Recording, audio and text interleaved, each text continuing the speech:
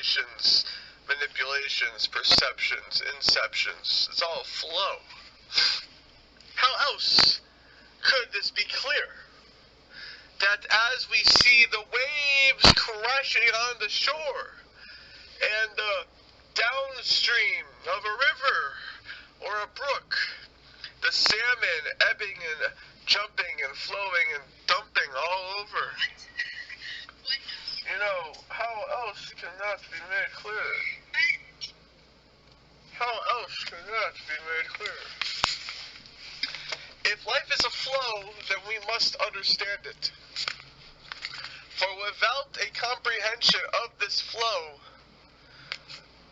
our daily lives will be lost in a muck of confusion. To understand this flow is the greatest glory of our daily lives. To be in comprehension, to be in humility, to be one with the source of the divinity, of the supreme, of the good of God. To be clicked in to the flow. To be one with the flow. That is the goal of a human. For the other animate, the other animals, the other plants, everything that can be said to be alive and thriving in our world is already clicked in. It is when the act of reason comes into play and drives us away. It has inhibited our senses away from the natural order. Our reason is different.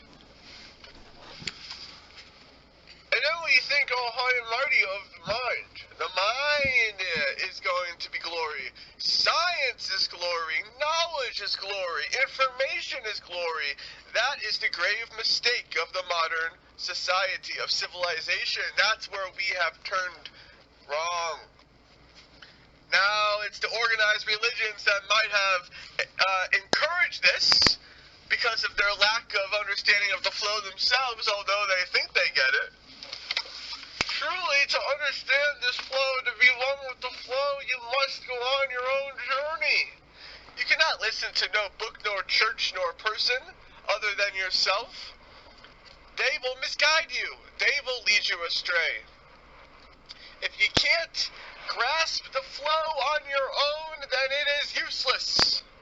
You must reach within your hearts and souls and feel it for what it is. That this life is precious and special, and it's a miracle. If you can't embrace that within, then you won't embrace anything without. It will all seem like a dream, like an experience that's missing something, although it is missing, of course.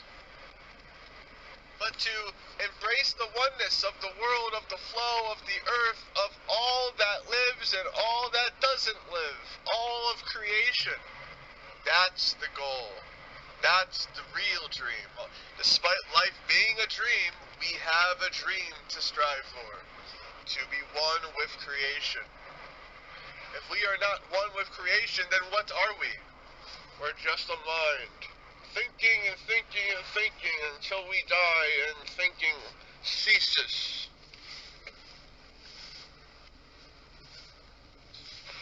Is that what you want? To be a thinking machine until death?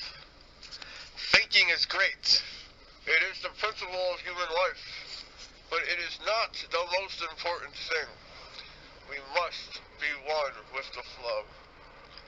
If we are not one with the flow, we are already dead.